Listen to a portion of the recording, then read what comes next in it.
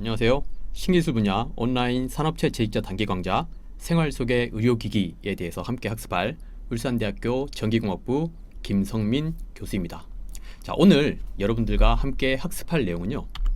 자, 의료기기에 대해서 알아볼 계획입니다. 자, 우리 여러분들이 생활 속에서 의료기기라는 단어를 정말 많이 들어보셨을 줄로 압니다.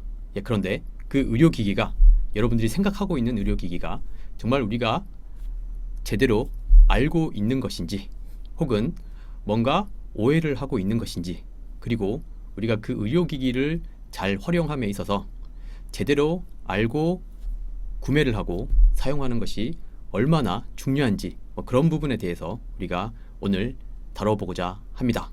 자, 오늘 제가 여러분들과 함께 학습할 내용은요, 먼저 의료기기의 정의에 대해서 알아보고요, 그리고 의료기기가 공산품, 일반 공산품과 어떤 차이가 있는지에 대해서 살펴보고, 자, 이 의료기기를 관리하는 법체계, 그리고 의료기기를 어떻게 분류하고 있으며, 그리고 어떤 체계에 따라서 관리가 되고 있는지에 대해서 살펴볼 계획입니다. 다소 딱딱한 내용이 있긴 하겠지만 제가 최대한 쉽게 그리고 재밌게 설명을 하기 위해 노력할 테니까 여러분들도 졸지 마시고 잘 따라와 주시길 부탁드리겠습니다. 그리고 이어서 병원에서 사용되는 의료기기, 그리고 오늘 가장 중요한 여러분들이 꼭 알았으면 하는 생활 속의 의료기기에 대해서 살펴보고요. 최종적으로는 여러분들이 건강에 도움을 받기 위해서 어떤 의료기기를 올바르게 선택해서 사용할 수 있는가에 대한 내용까지 다뤄볼 계획입니다. 다소 많은 내용이 포함되어 있습니다. 그래서 짧은 시간 안에 다 할 수 있을까 걱정이 되지만 제가 최대한 시간 내에 여러분들과 이 내용을 다 담아서 설명을 하도록 해보겠습니다. 자, 그럼 먼저 다음 페이지로 넘어가기 전에요. 자, 의료기기가 뭘까요? 여러분들이 생각하는 의료기기는 무엇입니까? 생각하고 있나요? 아니면 말로서 지금 이야기를 하고 있나요? 굳이 꼭 여러분들께서 소리를 내지 않아도 됩니다. 지금 여러분들이 생각하는 것만으로도 제 귀에 다 들리는 것 같습니다. 자, 의료기기. 여러분들이 의료기기라고 하면 아마도 막 들립니다. 건강에 도움을 주는 기기. 그렇죠. 그런 것도 있고요. 병원에서 사용되는 기기. 맞습니다. 그런 기기도 있습니다. 그리고 또 이렇게 손목에 차는 그런 시계류, 밴드류. 그런 것도 의료기기에 포함된다라고 할 수 있습니다. 자, 그럼 우리가 학문적으로 의료기기라고 하는 것은 무엇인가를 알아보기 전에 여러분들이 대체적으로 의료기기라고 하면 어느 정도로 생각하고 있을까요? 자, 보시면 옆에 그림을 보시면 많은 기구들이 있습니다. 그죠? 이런 청진기도 보이고 의료용 가위도 보이고 체온계도 보이고 의료용 장갑, 이게 혈압계나 체온계로 보이는 혈압계로 보이는 그런 것들도 있고요. 참 다양한 것들이 있습니다. 그죠? 요런 것들이 과연 이런 것들 중에 모두가 다 의료기기일까요? 아니면 일부만 의료기기일까요? 자, 의료기기의 정의에 있어 우리가 의료기기는 무엇일까? 라는 질문을 던졌을 때 가장 많이 들려오는 답변 중에 하나가요. 자, 병원에서 사용되는 기기. 맞습니다. 병원에서 사용되는 기기의 대부분이 의료기기일 수 있습니다. 그죠? 그리고 치료 목적으로 사용되는 기기. 맞습니다. 치료 목적으로. 그리고 진단 목적으로 사용되는 기기, 재활 목적으로 사용되는 기기, 그리고 건강 관리를 위해 사용되는 기기도 포함될까? 아니면 이 모든 게 다 의료기기일까요? 어떨까요? 우리가 생각하기에는 이런 범주의 것들이 대개 의료기기다라고 생각이 되어질 겁니다.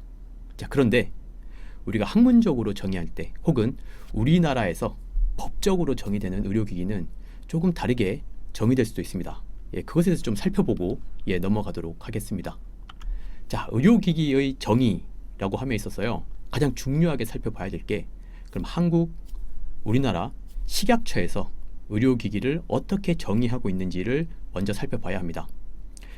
한국 식약처에서는요, 자, 결국 의료기기법 제2조에 정의된 대로 의료기기를 정의를 하고 있습니다. 어떻게 정의하고 있냐면요, 사람 또는 동물에게 단독 또는 조합하여 사용되는 기구, 기계, 장치, 재료, 소프트웨어 또는 이와 유사한 제품으로 의료기기를 정의하고 있고요. 자, 세부 항목으로는 1번 질병을 진단, 치료, 경감, 처치 또는 예방할 목적으로 사용되는 제품. 그리고 2번 상해 또는 장애를 진단, 치료, 경감 또는 보정할 목적으로 사용되는 제품. 그리고 세 번째는요. 구조 또는 기능을 검사, 대체, 변형할 목적으로 사용되는 제품. 그리고 네 번째, 임신을 조절할 목적으로 사용되는 제품으로 이 네 가지 제품군을 의료기기다라고 정의를 하고 있습니다. 물론 5번 뭐 더 있었는데 최근에 법이 의료기기법이 개정되면서 그 항목이 빠지는 바람에 이렇게 네 가지로서 의료기기가 정의되고 있습니다. 물론 우리가 일상생활에서 우리가 일반적으로 생각하는 의료기기의 범주보다는 다소 좁을 수는 있습니다. 그렇지만 대한민국에서 의료기기법에 의해서 공식적으로 의료기기로 인정되는 것들은 이 네 가지 항목에 속한다라고 이해를 해주시면 되겠습니다. 자, 그러면 이 외에 뭐 건강에 관련된다거나 재활에 관련된다거나 아니면 우리가 건강 관리 목적으로 사용되는 기기들이 의료기기가 아니냐?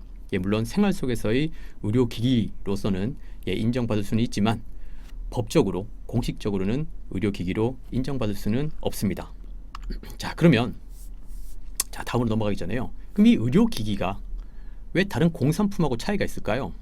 왜 의료기기가 다른 전자기기와 구분을 해서 우리가 알아야만 하는 것일까요? 분명한 차이가 있기 때문입니다. 의료기기와 공산품의 차이는 먼저 공산품을 살펴볼까요? 공산품이라고 하면 옆에 그림으로 나와 있죠, 그죠? 여러분들이 일상생활에서 매번 손에서 놓지 못하는 핸드폰, 스마트폰이라든가, 그리고 여러분들이 수업 시간에 아니면 과제를 하기 위해 많이 사용하는 랩탑 컴퓨터라든가 아니면 태블릿 컴퓨터, 이런 것들, 그죠? 이외에 다양한 TV라든가 냉장고 이런 다양한 전자기기가 있습니다, 그죠? 그런 일반적인 전자기기인 공산품과 의료기기는 어떤 차이가 있을까요? 이 공산품은요, 국가별로 공산품에 대한 인증을 의무화하고 있습니다. 그래서 이런 통신기기라고 하면 우리나라 같은 경우에는 전파 인증을 받아라라든가, 그죠? 또 다른 전자기기는 전기 안전성 인증을 받아라든가, 다양한 인증이 있습니다, 그죠? 그런 공산품 그 품목에 적합한 인증을 득하면 이제 그 제품은 판매를 할 수가 있습니다, 그죠? 각 품목별로 품질과 안정성에 대한 인증을 의무화하고 있고, 이 인증을 받으면 생산과 유통이 가능합니다. 즉 인증을 못 받으면 생산과 유통이 불가능하다는 말입니다. 그래서 대한민국에서는요, KC 인증이라고 해가지고 이런 인증이 있고요. 미국은 UL 인증, 유럽연합은 CE, 일본은 PSE라고 하는 전자제품에 대한 건데요. PS, 중국은 CCC라고 하는 각 국가별로 공산품, 각 품목별로 이런 품목은 이런 인증, 이런 품목은 이런 인증을 받으면 생산하고 판매가 가능해라고 하는 인증을 가지고 있고, 인증 기준을 가지고 있고, 그 인증만 취득을 하면 어떠한 법적 제재 없이 생산하고 판매를 할 수가 있습니다. 자, 그러면 의료기기는 어떨까요? 의료기기도 각 의료기기 품목별로 이런 인증을 받아야 할까요? 물론 받아야겠죠, 그죠? 그런데 어떠한 차이가 있냐면요, 의료기기는 의료기기 관련 허가가 필요합니다. 그 허가라는 게 뭐냐면요, 제품을 제조하고 취급, 제조하고 판매하고 수리하는 이런 취급자에 대한 허가가 필요합니다. 제조업이나 제조허가증, 그리고 판매업이나 판매 허가, 이런 판매 허가에 대한 허가가 필요하고요. 그리고 의료기기, 이런 지금 요 왼쪽에 보이는 이 그림은요, 수술, 특히 정형외과 수술에 많이 사용되는 C암이라고 하는 방사선 영상 장비입니다. 엑스레이 영상입니다. 수술실에서 이런 팔 같은 데 있죠. 팔이나 다리 같은데 골절이 일어났을 때 핀을 박는다거나, 아니면 골절이 됐을 때 뼈를 맞춘다거나, 아니면 우리 몸속에 어떤 도구를 집어넣어서 수술을 할 때 그 몸 내부를 관찰하기 위한 엑스레이 영상 장비입니다. 그런 C암이라고 하는 C암 방사선 영상 장치, 이런 기기를 제조하고 판매하기 위해서는 반드시 허가를 받은 제조자가 허가를 받은 장소에서 의료기기를 생산하여 판매하여야 합니다. 이게 공산품하고는 완전히 다르죠, 그죠? 공산품은 이게 만약에 핸드폰이다라고 하면 우리나라에서는 전파 인증만 받으면 문제가 없구나 하고 생산하고 판매를 할 수가 있습니다. 그렇지만 이 의료기기는 어떻게 됩니까? 반드시 허가를 받은 제조자가 허가를 받은 장소에서 왜냐하면 의료기기 같은 경우에는 꾸준히 같은 품질의 제품을 생산을 할 수 있어야 되기 때문에 항상 허가받은 장소에서 생산을 해야 됩니다. 허가받지 않은 장소에서 생산을 한다. 동일한 기기라도 회사는 똑같은데 허가를 받지 않은 장소에서 생산을 하면 그 기기는 의료기기로서 판매를 할 수가 없습니다. 그래서 반드시 허가받은 장소에서 생산을 해야 되고요.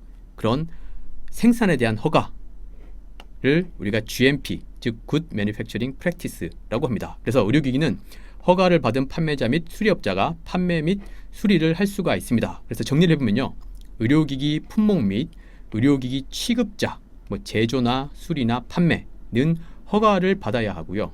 그리고 두 번째, 의료기기는 제조 및 품질 관리 기준에 적합한 곳에서 제조 및 취급되어야 합니다. 즉 GMP, 즉 Good Manufacturing Practice에 대한 인증을 득하고 있는 업체가 GMP를 받은 장소에서, 그 생산시설입니다. 생산시설에서 생산된 의료기기만 의료기기로 인정받고 판매될 수 있다라고 하는 공산품과 굉장히 큰 차이가 있죠, 그죠? 이런 차이가 있기 때문에 우리가 의료기기, 즉 굉장히 엄격한 의미에서의 의료기기는 반드시 이 GMP 인증을 가지고 있는 업체가 GMP를 가지고 있는 생산시설에서 생산되어야 하기 때문에 이런 부분들은 여러분들께서 좀 더 잘 정확히 이해를 해주시면 되겠습니다. 그래서 이게 법적으로 의료기기인데 이건 정말 법적으로는 의료기기여야만 하는데 혹시 그 장비에 이 GMP, 그 회사가 GMP를 가지고 있느냐, 아니면 그 회사의 이 제품이 GMP를 가지고 있느냐를 확인하셨을 때 만약 GMP를 가지고 있지 않다라고 하면 그 기기는 의료기기로서 판매가 되지 못합니다. 그 부분을 좀 잘 이해를 해주시면 되겠습니다. 그래서 이런 큰 차이가 있기 때문에요, 어떻게 보면 일반 공산품과 의료기기는 굉장히 다른 카테고리로 다른 종류로 취급되고 관리되고 있다라고 이해를 하시면 되겠습니다. 자, 그리고 이 의료기기는요, 또 의료기기를 관리하는 법체계도 별도로 존재합니다. 국내 의료기기는요, 시장은요, 이 국내 의료기기법, 대한민국의 의료기기법에 의해서 관리를 받습니다. 2003년 5월 29일에 제정이 됐고요. 2004년 5월 30일에 시행이 됐습니다. 일반적으로 법이 제정이 되면 한 1년 정도 계도 기간을 두고 시행을 하는데 이 의료기기법도 2003년 5월 29일에 제정이 되고 2004년 5월 30일부터 시행되는 절차를 밟았습니다. 자, 그리고 이 의료기기법은 의료기기 인허가 사용 등에 관한 모든 부분을 관장하는 법령이 되고요. 자, 큰 골격은 여기 왼쪽에 보시면 제일 상위에 법이 있습니다, 그죠? 의료기기법. 여기 2003년 5월 29일 제정, 2004년 5월 30일 시행돼 있죠, 그죠? 의료기기의 정의 및 허가 등의 법령의 근거를 규정하고 있습니다. 그래서 대체적인 골격, 큰 뼈대는 이 의료기기법에서 모두 정의를 규정을 하고 있습니다.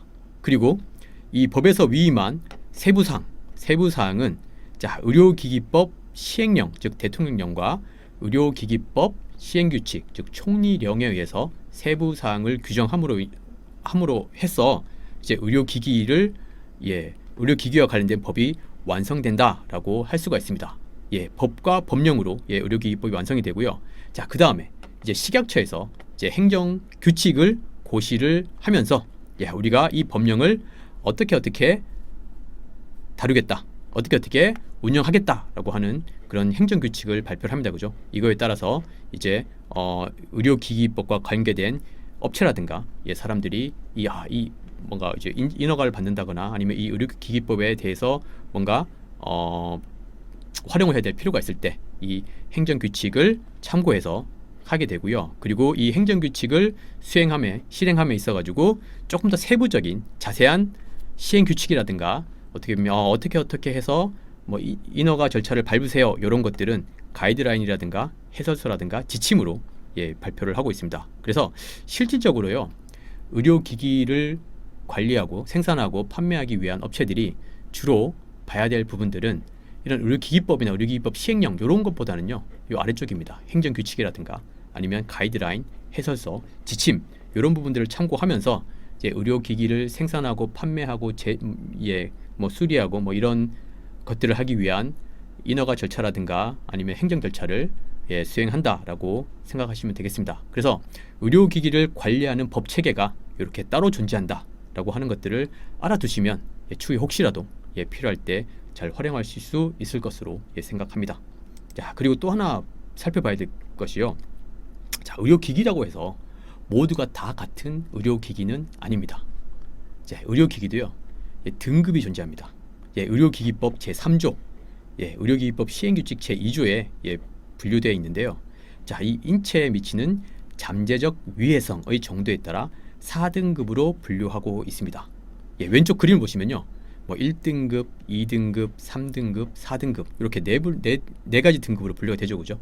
자, 1등급은 자, 수동식 의료용 침대라든가 의료용 가위 이런 식으로 어떻게 보면 우리 인체에 미치는 잠재적인 위해성이 거의 없습니다, 그죠? 수동식 의료용 침대, 갑자기 수동식 의료용 침대가 작동을 제대로 안 한다라고 해가지고 침대에 누워 있는 환자가 위험에 처하진 않습니다, 그죠? 물론 불편할 수는 있지만 생명에 위험이 생기진 않습니다. 의료용 가위도 거즈를 자른다거나 반창고를 자른다거나 뭐 이런 데 활용이 되는데요. 갑자기 가위가 잘 조작이 안 된다고 해서 갑자기 환자의 생명에 혹은 환자에게 위해를 가하지는 않습니다. 이런 것들을 우리가 주로 1등급으로 분류를 하고요. 자, 뭐 환자 감시 장치라든가 주사기 이런 것들은 위해성이 전혀 없진 않습니다, 그죠? 환자 감시 장치가 고장이 나면 뭔가 좀 불안하게 합니다, 그죠? 그렇지만 심각하게 위해를 가하진 않습니다, 그죠? 그리고 주사기도 뭔가 주사 바늘 포함해가지고 주사기가 우리 몸에 들어갈 수도 있지만 일반적인 주사기 같은 경우에는 우리 몸에 안 들어갈 수도 있습니다, 그죠? 그렇기 때문에 주사 바늘을 뺀 이 주사기는 크게 위해성은 없다. 약물을 주입하기 위한 도구이기 때문에 이런 것들도 우리가 인체에 미치는 위해성이 매우 크진 않다라고 해서 2등급으로 분류를 하고요. 자, 그 다음에 3등급, 뭐 이동형 엑스레이 투시 촬영 장치라든가 치과형 임플란트 고정체 이런 것들은 3등급 의료기기로 분류를 하는데 인체에 삽입되기는 합니다. 그렇지만 삽입이 될 뿐이지 임플란트 고정체 같은 경우는요, 그 이외에 다른 상호작용은 일으키지 않습니다, 그죠? 그리고 이제 방사선 요 투시 장치는요, X선 투시 장치, 아까 봤던 요 C자 암 형태죠, 그죠? 수술방에서 주로 사용되는 요 X선 투시 촬영 장치인데요. 이 장비뿐만이 아니고 다른 X선 투시 촬영 장치, 방사선 영상 장치 모두가 대개가 3등급에 속합니다. 왜냐하면요, 몸에 들어가는 게 없다라고 볼 수 있죠, 그죠? 몸에 전혀 들어가는 게 없는데 왜 3등급이죠? 라고 할 수 있는데 이 방사선이라고 하는 X선, 엑스레이가 우리 몸에 들어갑니다, 그죠? 그런데 대개의 사람들이 생각하기에는 그냥 엑스레이가 우리 몸을 쑥 지나가고 아무런 영향을 안 미칠 거다라고 생각을 하지만 이 X선이 우리 몸 내부에서 어떤 상호작용을 일으키기 때문에 전혀 우리 몸에 침투성이 없다고 판단하지는 않습니다. 그래서 어느 정도의 방사선이 우리 몸에 들어가기 때문에 이 경우에 우리 인체에 위해성이 존재한다라고 해서 3등급으로 분류가 되고 있습니다. 자, 그리고 4등급을 보시면요, 뭐 이식형 인공 심장 박동기라든가 이식용 뼈인데요. 이 같은 경우에는 우리 몸에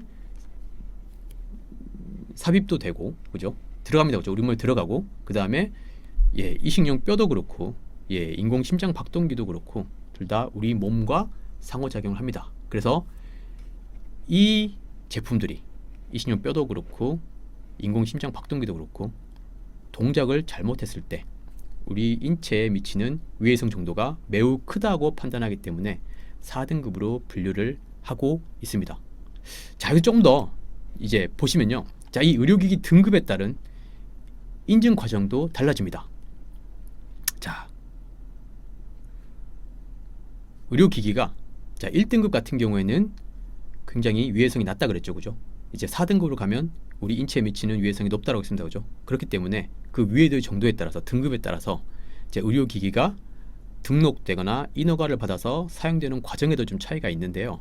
자, 1등급 의료기기 같은 경우에는 업종 품목 신고만으로 의료기기를 제조 및 판매할 수가 있습니다. 그냥 간단합니다, 그죠? 요 왼쪽 그림 보시면요, 업종이나 품목에 대한 신고를 하고, 즉 신고가 전자민원 시스템에 등록하는 겁니다. 그래서 한국의료기기안전정보원이라고 하는 기관에 전산망에 등록만 되면 1등급 의료기기 같은 경우에는 제조하고 판매를 할 수가 있습니다. 그리고 이후에 사후 관리를 해야 됩니다. 자, 그런데 이제 2등급 이상 의료기기의 경우 의료기기만의 복잡한 과정의 인증 및 허가 과정을 거쳐야만 의료기기를 제조 및 판매할 수가 있습니다. 자, 이런 과정을 거치지 않으면 그냥 단순히 업종이나 품목 신고만 해서는 2등급 이상의 의료기기는 제조 및 판매를 할 수가 없습니다. 2등급 같은 경우에도요, 일부 지금까지 너무 많이 사용되고 있는 일반적인 굉장히 위해도가 낮은 2등급 의료기기 같은 경우에는 1등급과 같이 업종이나 품목 신고만으로 생산 및 판매를 할 수 있는 경우도 있습니다. 그렇지만 대개의 경우는 2등급 이상이면 반드시 이런 시험 검사라든가 기술 문제 심사, 그다음에 GMP 심사, 그다음에 업종 품목 허가, 그리고 의료기기 인증 과정을 거치는 소위 한국 식약처의 인증 의료기기 인허가 과정을 모두 마친 후에 의료기기로서 제조 및 판매를 할 수가 있고요. 그다음에 사후 관리를 통해서 의료기기로 활용될 수가 있습니다. 여기서 한 번 더 살펴볼게. 결국은 이 의료기기 GMP입니다. 의료기기 GMP가 뭐라고 그랬습니까? Good Manufacturing Practice라고 했습니다. 그죠? 이게 뭐냐면요, 의료기기 제조업자가 생산하는 의료기기가 안전하고 유효하며 의도된 용도에 적합한 품질로 일관성 있게 생산됨을 높은 수준으로 보장하기 위한 품질 보증의 한 부분입니다. 이 품질 보증이요, 공산품 같은 경우에는 이 제품 자체가 어느 정도의 품질을 보증한다 라고 하는 것으로 끝나지만, 의료기기 같은 경우에는 이 업체가 생산하는 이 제조업자가 생산하는 의료기기가 굉장히 지금까지 안전하고 우리가 유효한 의도된 용도에 맞는 유효한 효과를 보여주고 있어.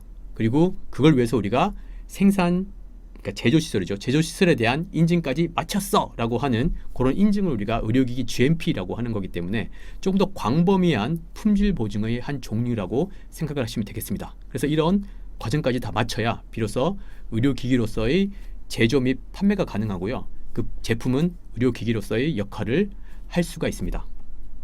자, 그래서 이런 의료기기 등급에 따른 인증 과정 또한 다르다. 즉, 우리 인체에 미치는 유효도가 낮으면 간단한 절차를 밟고, 유효도가 높으면 복잡한 절차를 밟게 된다. 그 과정을 통해서 의료기기가 비로소 의료기기로서의 역할을 할 수 있게 된다라고 이해를 하시면 되겠습니다. 자, 그래서 처음에 여러분들께 질문을 드렸을 때, 의료기기가 뭘까요? 의료기기가 뭐라고 생각하세요? 라고 질문을 던졌을 때 여러분들 머리에서 가장 먼저 떠오른 단어가 병원이었을 겁니다. 그죠?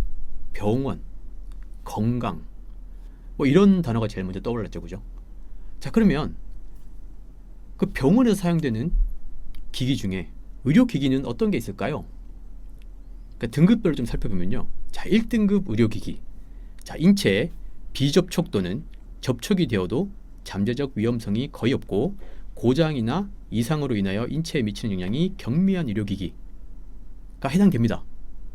이게 어떤 게 있냐면요, 전동식 수술대, 수동식이든 전동식이든 수술대, 수술 침대 이런 거죠. 그죠? 전동식 의료용 침대,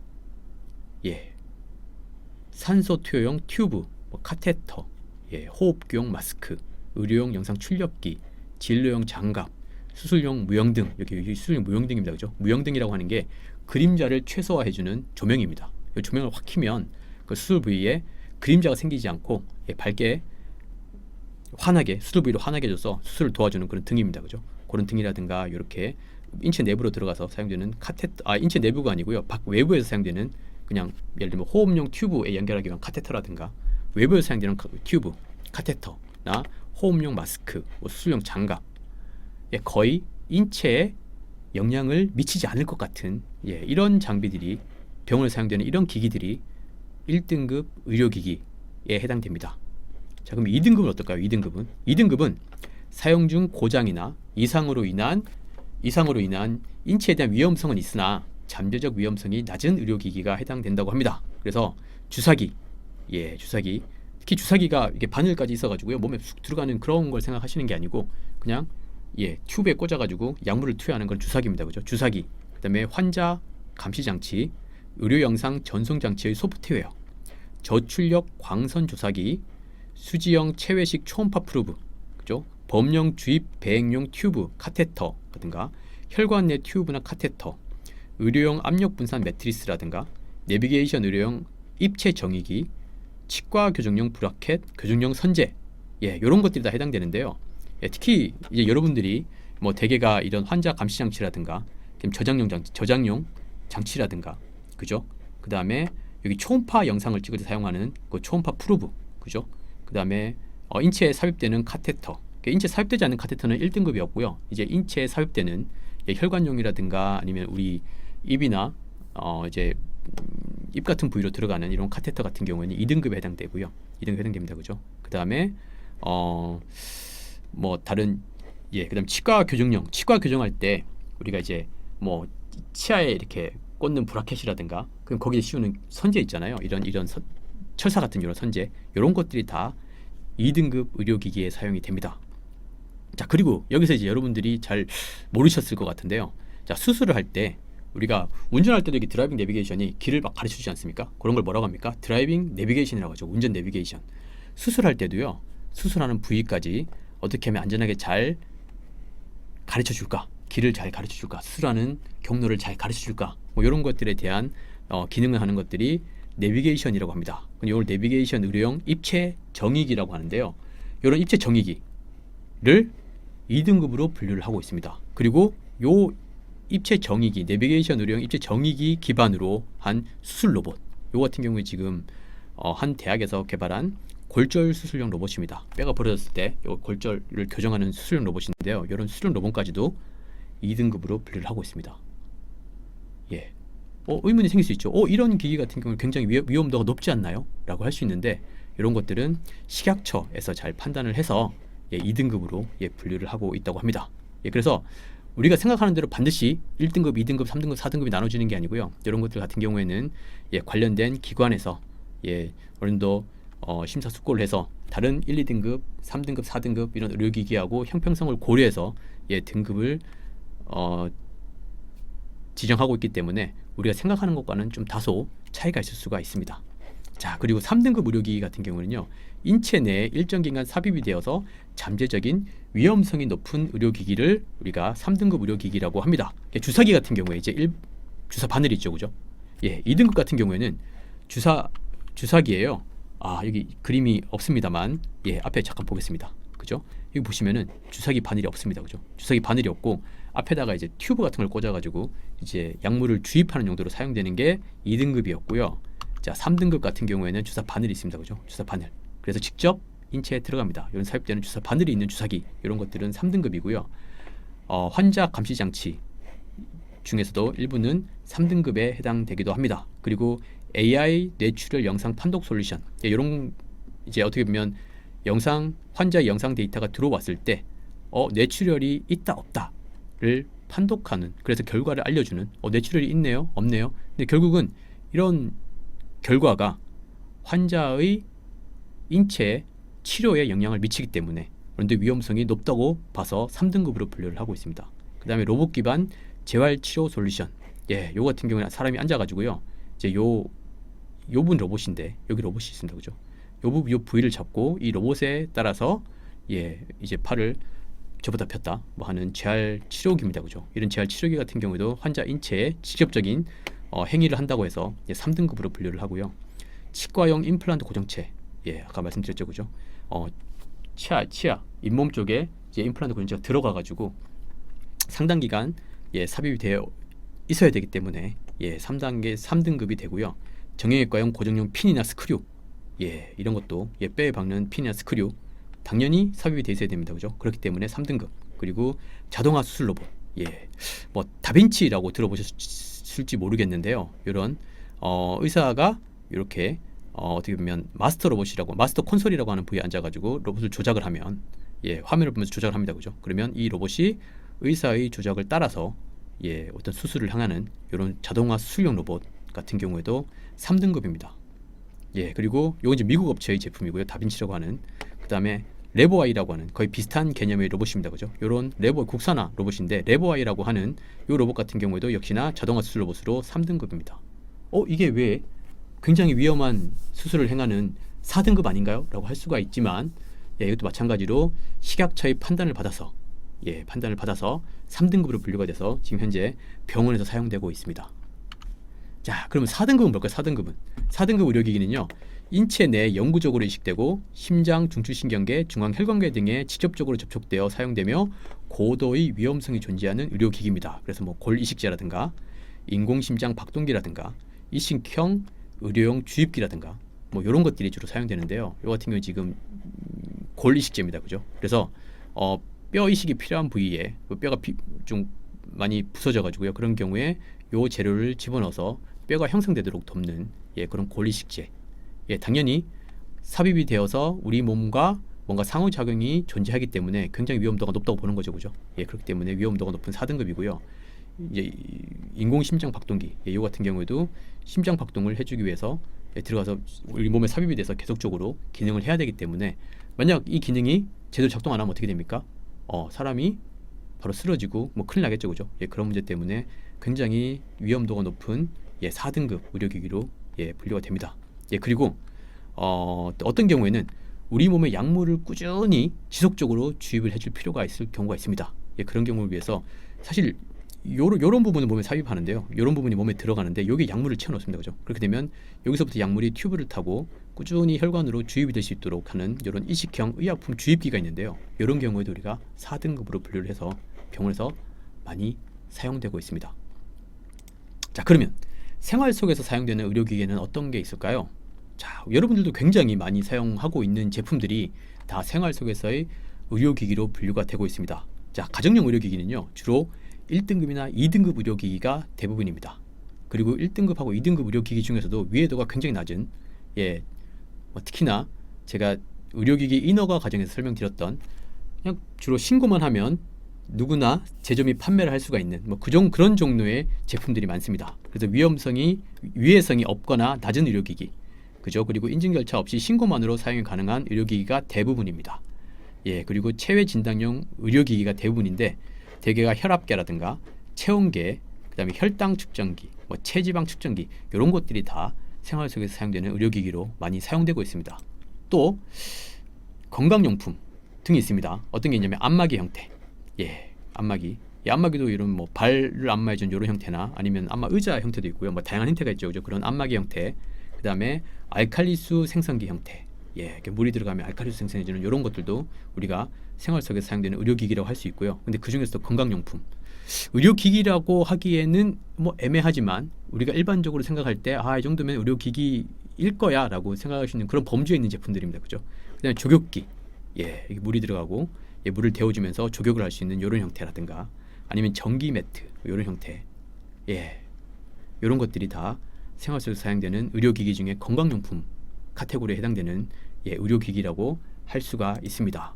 자, 그리고 또 어떤 게 있을까요? 뭐 한방용품 중에 부항기라든가 예, 온구기라든가 침은 조금 예외이긴 합니다만 부항기나 온구기 같은 경우에는 가정에서도 간혹 사용하는 경우가 있습니다, 그죠? 예, 그런 것들이 우리가 생활 속에서 많이 사용되는 의료기기라고 할 수 있고요. 의료기를 할 수 있고, 자, 또한 이 의료기기 생활 속에서 사용되는 의료기기 중에 대부분이 의료기기 인증이 있는 경우는 아닙니다. 대개가 예, 특별한 경우는 없는 경우가 더 많습니다, 그죠? 그래서 1, 2등급 의료기기 중 임상시험을 통한 의료기기 인증은 필요 없는 경우가 대부분이고요.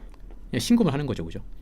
의료기기 인증을 광고 목적으로 활용하기 위해서 의료기기 인증을 굳이 받는 예, 그런 임상시험까지 해서 의료기기 인증을 받는 경우도 많습니다. 특히 세라젬의 그 침상형 의료기기인 의료기기 마스터라는 게 있는데요. 지금 버전 7까지 나왔는데 이런 거 같은 경우에는요, 침상형 의료기기이면서 조합형 의료기기입니다.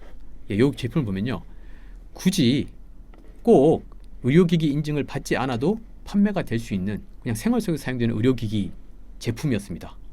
그냥 이거는 그냥 우리 안마기 아니면 그냥 여러분들이 여기 누워 있으면 피로가 풀려요 하는 정도로 그냥 생활 속의 의료기기로 인증 없이 생산하고 판매해도 됐으나 이 우리 기기는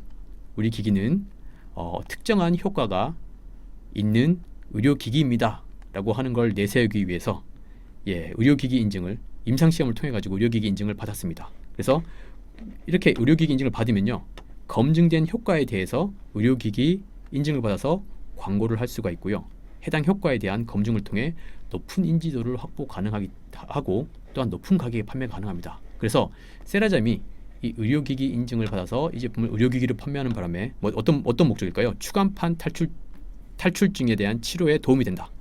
퇴행성 협착증 치료에 도움이 된다. 발음도 어렵네요, 그죠? 혈액순환 개선, 그리고 근육통 완화, 생리통 치료에 도움이 된다. 요런 5가지 효과가 있다라고 하는 걸 임상시험을 통해서 검증을 했고요. 이게 식약처에서 검증을 받아서 의료기기로 등록이 됐습니다. 인증을 받은 바람에 받아서 이제 요 효과에 대해서는 광고를 하고 판매를 할 수가 있게 된 거죠, 그죠? 그래서 이 세라젬은 우리는 일반 안마기 제조회사가 아니고 이런 침상형 의료기기, 즉 조합형 의료기기를 판매하는 의료기기 회사야. 그래서 우리 제품은 의료기기로서 관리되는 아주 수준 높은 품질 좋은 제품이야 라고 하는 걸 내세우면서 지금 현재 굉장히 인지도를 높인 상태입니다. 그래서 개인용 온열기, 사지압박 순환장치, 의료용 진동기, 전동식 정형용 견인장치 이런 거에 대해서 의료기기 인증을 받아서 이 4가지가 조합된 형태의 침상형 의료기기를 지금 현재 생산해서 판매하고 있습니다. 그래서 이 의료기기라고 하는 게 반드시 인증을 필요로 하지 않지만 이 인증을 광고에 활용하기 위해서 인증을 받아서 판매를 하는 경우도 있다라고 하는 걸 알아두시면 여러분들이 혹시라도 이런 제품을 구매해서 사용할 의향이 있을 때 꼭 의료기기 인증까지 받은 제품을 사야 될까? 아닐까에 대한 판단도 하실 수 있을 것으로 생각됩니다. 자, 그래서 이런 생활 속의 의료기기를 구매를 하셔야 된다라고 할 때 꼭 이런 거짓이나 과대 광고에는 속지 마셔야 됩니다. TV를 보시면 특히 홈쇼핑이나 이런 걸 보시면요, 모두가 다 건강에 좋아요, 만병통치, 너무나 많은 효과들을 광고를 합니다, 그죠? 그렇지만 이런 각종 신문이나 잡지, 인터넷, 의료 체험방 등을 통해서 의료기기의 효능 효과를 지나치게 부풀려서 설명하는 경우에는 대개가 다 거짓이나 과대 광고일 가능성이 많습니다. 그렇기 때문에 이런 광고들을 좀 잘 보시고 너무나 많은 효과를, 너무나 좋은 효과를 부풀려서 설명하는 것 같다라고 하시면 좀 주의를 하시는 것이 필요합니다. 그리고 의료기기 같은 경우에는요, 대개가 다 의료기기 광고에 대한 심의를 거쳤다라는 부분을 표시하게 되어 있습니다. 그래서 이게 의료기기라고 하면 뭔가 심의나 허가를 받았다는, 광고에 대한 심의나 허가를 받았다는 그런 문구가 있을 거야 라고 찾아보시고, 그게 없다라고 하면 이게 정말 진짜일까? 라고 하는 그런 것들을 좀 의심을 하시고 조금 더 잘 알아보신 다음에 의료기기를 선택하시는 게 필요할 것 같습니다. 자, 의료기기 거짓이나 과대 광고 사례를 보면요, 자, 이 의료기기의 광고는 의료기기 목적에 해당되는 내용만으로 광고를 해야 합니다. 자, 우리 의료기기는 어떠한 효과가 있고 그 효과가 어떻게 입증되었습니다. 그래서 이 의료기기는 이런 효과를 위해서 사용을 하시면 좋습니다. 이런 정도 그 효과만을 가지고 광고를 해야 되는데, 막처럼 만병통치라든가 아니면 이걸 쓰면은 너무 모든 게 다 좋아진다, 이런 식으로 좀 허황된, 좀 부풀려진 광고를 한다라고 하면 의료기기 광고가 아니겠구나, 혹은 이 기기가 의료기기가 아니겠구나라고 하는 것을 한 번쯤은 의심을 해보셔야 됩니다. 그래서 보시면 이런 겁니다. 자, 숨만 쉬세요. 몸이 변합니다. 숨만 쉬면 몸이 변한다? 이 제품은요, 근육통 완화로 허가받은 제품인데 뱃살을 제거해주는 다이어트 기구인 것처럼 광고를 했습니다. 숨만 쉬어도 배가 쏙. 그죠? 아까 GMP도 마찬가지. GMP를 설명할 때 뭐라고 했냐면요, 의도된 목적에 적합한 효과가 있느냐 없냐를 봐야 됩니다. 의료기기는요. 그런데 여기 보시면은 분명히 근육통 완화제로 허가받은 제품을 야 보십시오, 뱃살을 제거해줍니다. 이게 맞지 않는 거죠, 그죠? 잘못된 광고입니다, 그죠? 그 다음에 당뇨 아토피의 원인과 대안 이렇게 했는데요.